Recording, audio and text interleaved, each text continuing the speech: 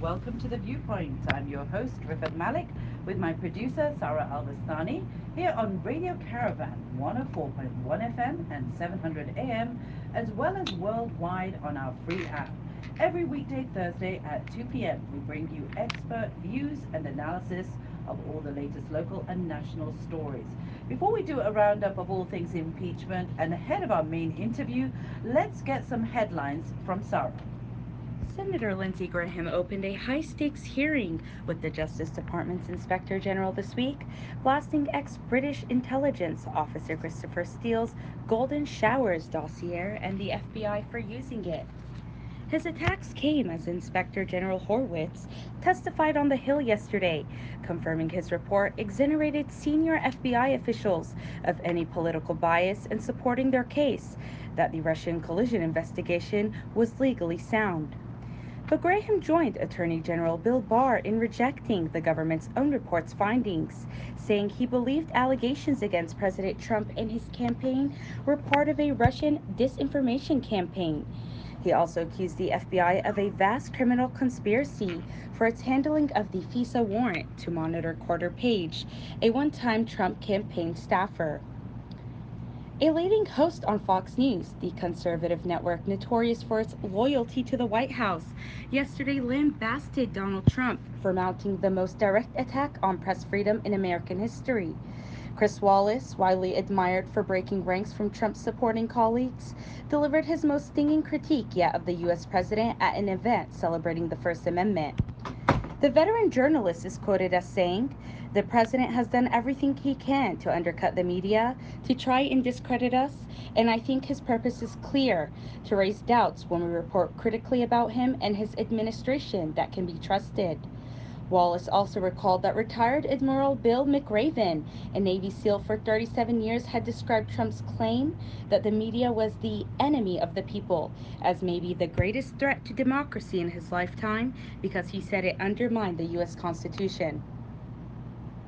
Joe Biden's campaign is pushing back against claims that the 77-year-old candidate has said on the record he would not run for re election should he become president.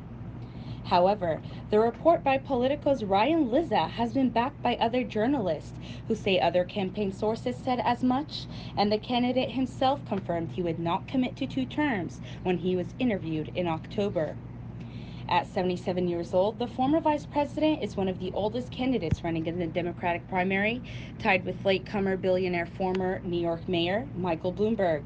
Biden is currently in second place in the opinion polls behind Bernie Sanders, who is 78 years old. Thank you, Sarah.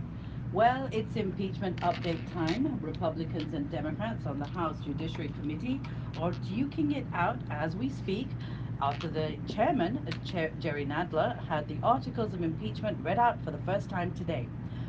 In a Twitter tirade this morning, the president claimed Democrats were crazy to move forward with impeachment proceedings without evidence of a crime and said this was all a campaign tool.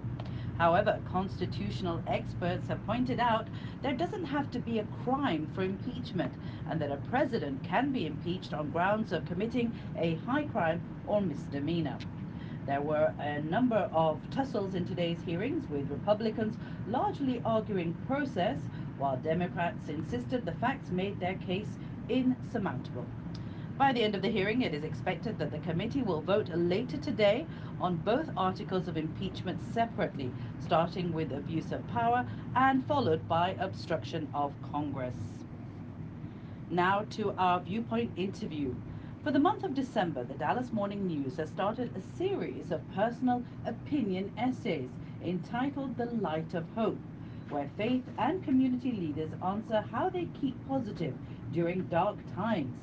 This week, Shaheen Pasha, professor of journalism at Penn State University, writes a fascinating piece about her research into how Muslim politicians face Islamophobia online, but not, it seems, when face to face with constituents.